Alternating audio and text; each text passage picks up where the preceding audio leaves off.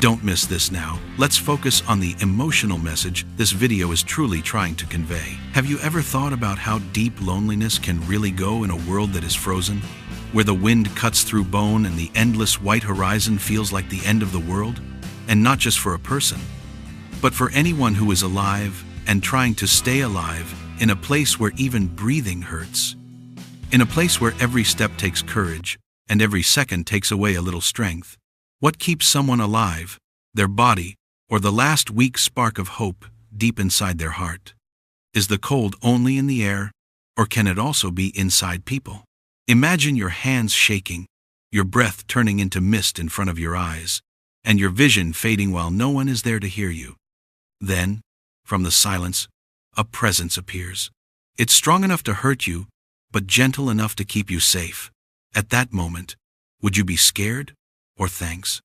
When a creature that can't talk cries, is it just water or a reminder of the compassion that people sometimes forget? Life often throws its hardest tests at us when we least expect them, and help rarely comes from where we expect it to.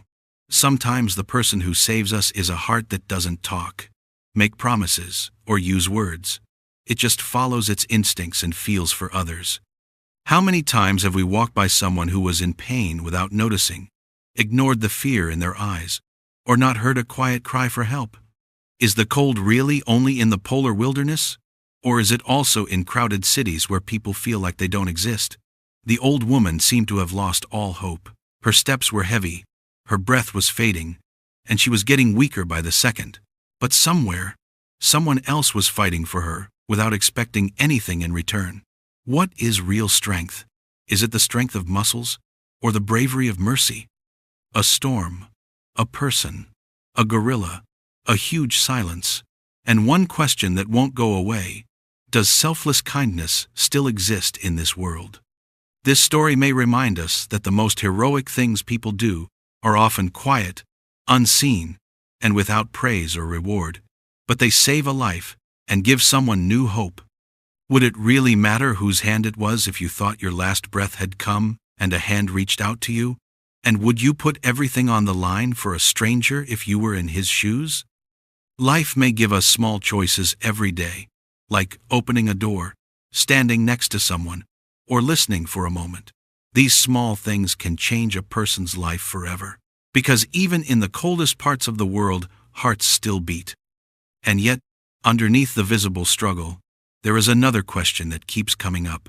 How many miracles go unnoticed because they don't make a sound?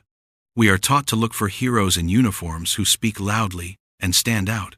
But what about the silent guardian, who only shows up once and then disappears into the storm without leaving a name?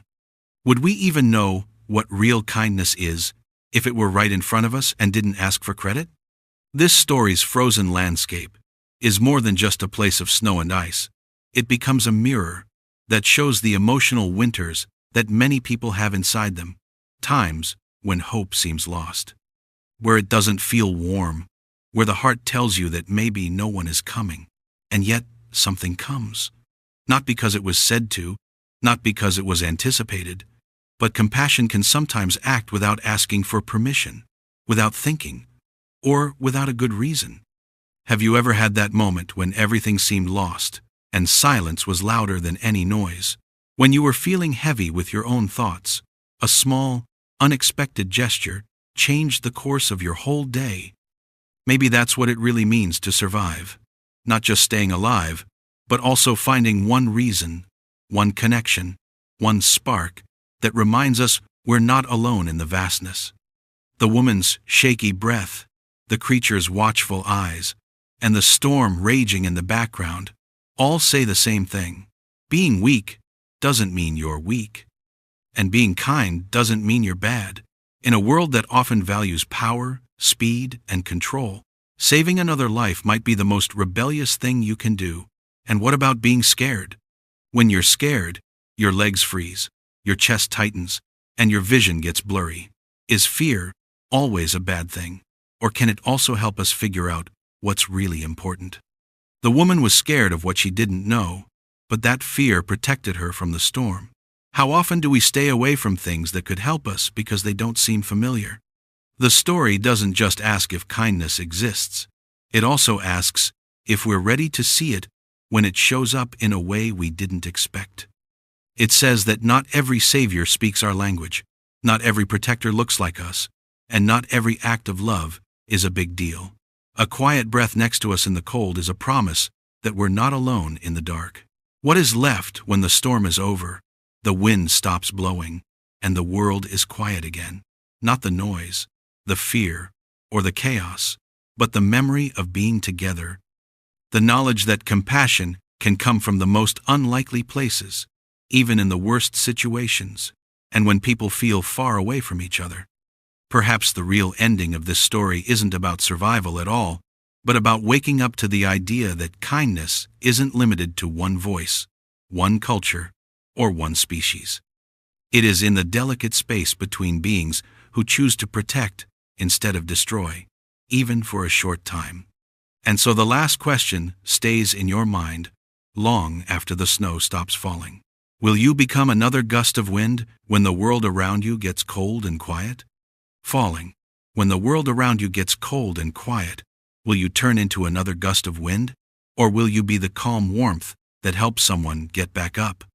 In the end, survival isn't just about getting through the storm. It's also about being the reason someone else thinks the storm can pass.